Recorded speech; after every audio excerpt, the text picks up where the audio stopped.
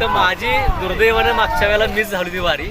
आम्ही साताऱ्यातून वारीला बाहेर पडत असताना सकाळी एक रॉंग साईडने एक टू व्हीलर आली आणि टू व्हीलर आली ती डायरेक्ट माझ्या सायकलवर धडकली गेली आणि सायकलला धडकल्यानंतर मला चेहऱ्याला 3 ठिकाणी फ्रॅक्चर झाले होते. मॅक्झिला म्हणून बोन असतं ते फ्रॅक्चर झालं होतं, ऑर्बिट डोळ्यात असतं ते माझं फ्रॅक्चर होतं आणि इथं एक ॲर्च असते आपल्या इथे.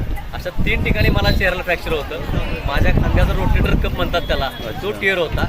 माझ्या खाली घोट्याला फार छोटंसं फ्रॅक्चर होतं आणि मी हॉस्पिटलमध्ये ॲडमिट होतो.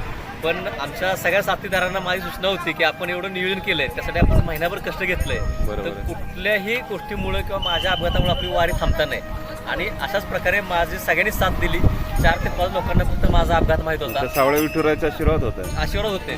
त्यामुळे तर सांगतो फक्त 4 ते 5 लोकांना माझी इंजुरी माहीत होती. ती इंजुरी आम्ही लोकांना ठरवलं की पुस्तकाकडे निळपर्यंत कळून द्यायची नाही, कारण कळली तर लोक माघारी येण्याची शक्यता आहे, वारी आपली कॅन्सल होता कामा नाही. त्यासाठी आम्ही एफर्ट्स घेतले आणि अपघात होऊन देखील म्हणजे या घटनेच्या नंतरही आमची वारी मागच्या वेळी यशस्वी झाली.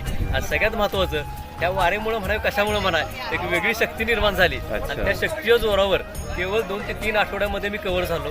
15 दिवसानंतर मी सातारा हिल रूटवर 13 किलोमीटर रन केला आणि त्यानंतर आणखी 3 आठवड्याने म्हणजे माझ्या अपघातानंतर केवळ 6 महिन्यांनी 21 किलोमीटर मॅरेथॉन मी 8 तास पूर्ण केली. आणि ही शक्ती केवळ फक्त ह्या गोष्टीमुळेच मिळू शकते, एवढं आपल्याला मान्यच करावं लागेल. शक्ती आणि भक्ती 100% ही फार महत्वाची आहे. 100%. ठीक आहे, तुम्हाला वारीसाठी खूप खूप शुभेच्छा. Thank you sir.